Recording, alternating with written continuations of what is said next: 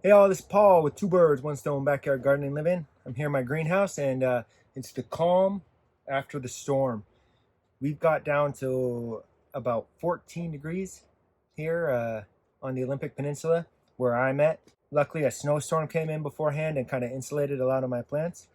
But boy, I tell you, it was ups and downs, and I still don't know how many citrus plants I lost.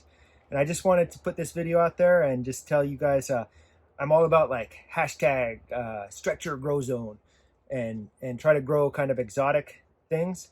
But boy, what a painful week over Christmas, New Year's.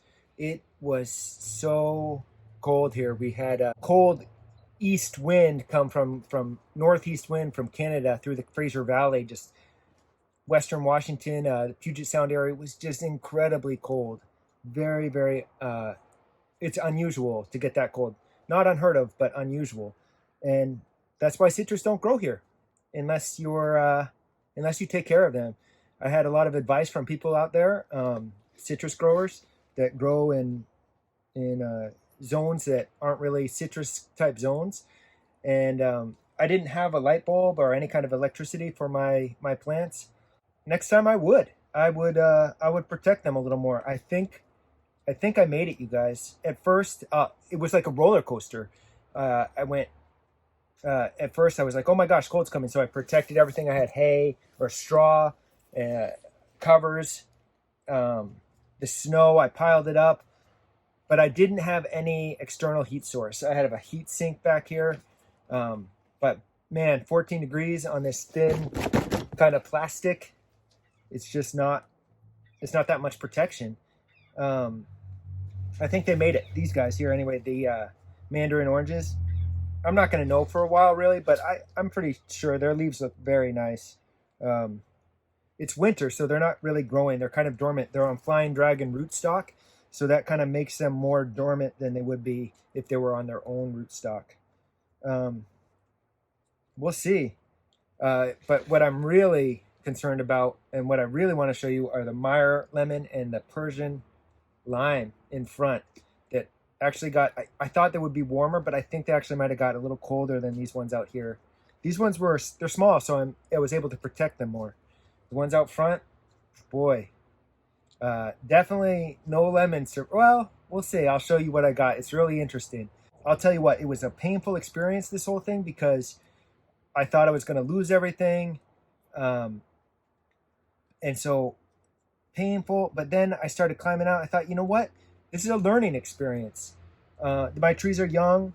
I can always replace them. I can always get more trees and keep trying. I think I got lucky, but a learning experience is the very infrequent times that it gets cold here in the Puget Sound area, you got to have some sort of protection or external heat or light or some sort of way of keeping them warmer. A light bulb, incandescent light bulb, a heat mat. These were just planted about 2 months ago. So we'll see how they do. They have little buds on them still. They look okay, but I don't know. You have to ask yourself, is it worth it to grow citrus in the Puget Sound area? And I would say, yeah, but you have to put the work in. And I thought maybe you could make it easy, but not really. You either have to put the work in, throw money at your citrus by having protection, greenhouses, light bulbs, incandescent bulbs, Christmas lights, the old-fashioned Christmas lights, or suffer. So here at Two Birds, One Stone Backyard Gardening, I hedge my bets. I plant something that's exotic and I dream of having, but I don't live in California. I don't live in the Bay Area where things just grow. I have to also have things that I know will grow here. So I also have Spartan apple, that's always going to give. I have plums. Plums always do very well here. You don't have to worry about these things. Blackberries, raspberries. Plant something that you know will grow and also try the exotics. You have to hedge your bets in order to keep going. Otherwise, you'll just be stressed and have disappointment, too much disappointment, which will hurt your ambition to keep on growing.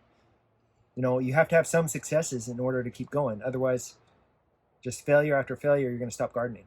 and I'm not going to stop gardening. And I'm going, even though in the depths of the coldness, I thought, nope, that's it, Paul. No more trying to this crazy stuff. Just grow stuff that you know will grow. Nope, I'm going to keep growing. I'm going to keep trying to grow, stretch my grow zone, citrus, pomegranates, exotic plants here on the Olympic Peninsula. But I'm going to have more reasonable expectations, be more realistic. So let's go take a look at those limes out front. It's really interesting what happened to them.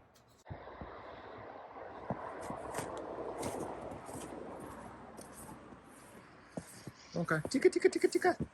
Tika, tika, tika.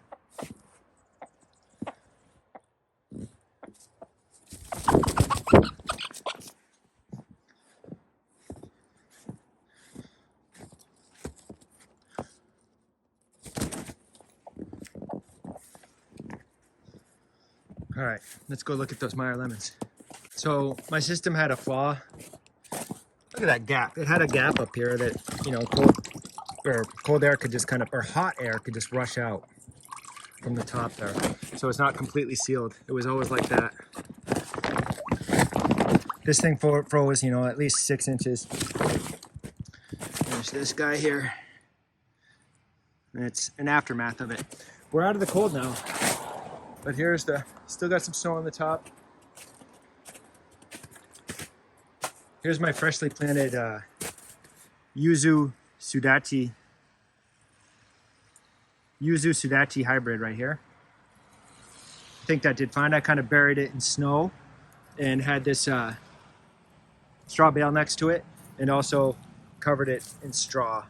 I think that'll be all right. We'll see. Maybe that's the direction I have to go if my Meyer Lemon and Persian Lime don't live. Pomegranate. The nopal covered in ice.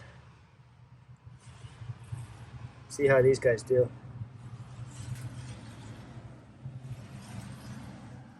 See the gutter. We'll see if that guy lives. I don't know. You guys, I was kind of sick. I was kind of sick when the coldness hit. I'm crawling in here. All right. So let's look. Now, the fruit. Let's see if I can focus that. The fruit's dead.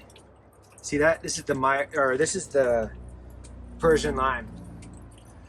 The fruit's dead, but look at the leaves. Suffering. But it doesn't look too bad, actually. The flowers, I think those are going to fall off. Yep. Look at these guys. That I'm okay with. That I'm okay with. I won't get enough as big a crop, but that's okay. Down here, I think the bottom of the plant even less affected.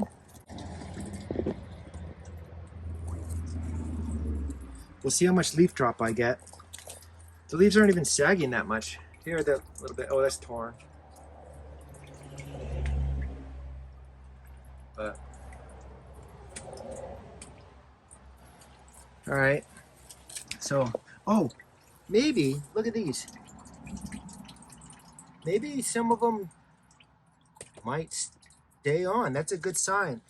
Definitely the fruit are going to die before the leaves.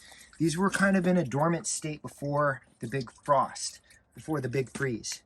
So the dormant state means that they weren't producing new growth, and that might have saved them. We had nice cold, cool weather beforehand. So again, these are on fine dragon rootstock, trifoliate. And now here's the Meyer Lemon, kind of sagging. Definitely a frozen lemon. I actually harvested the most ripe lemon. I harvested it while it was frozen in here. Meyer Lemon.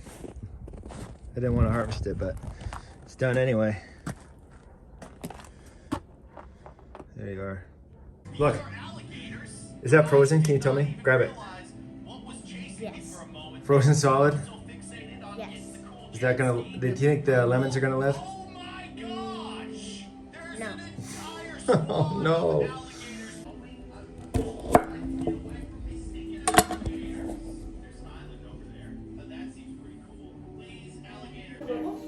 That's it.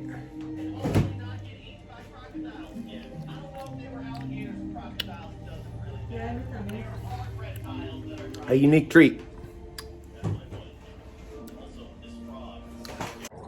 And it was delicious. It was like a lemon slushy. Dead, suffering leaves, but what do you guys think? Do you think they're gonna live? I think so. You know, I don't expect real growth until probably March. When it warms up, it's really gonna warm up in here.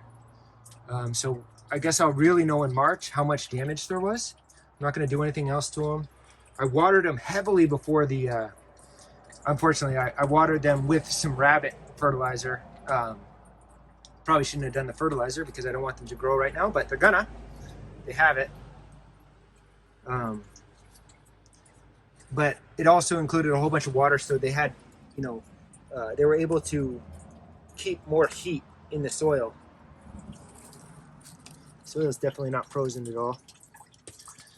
I don't know, you guys. I think I got lucky. And I'll tell you what, I suffered.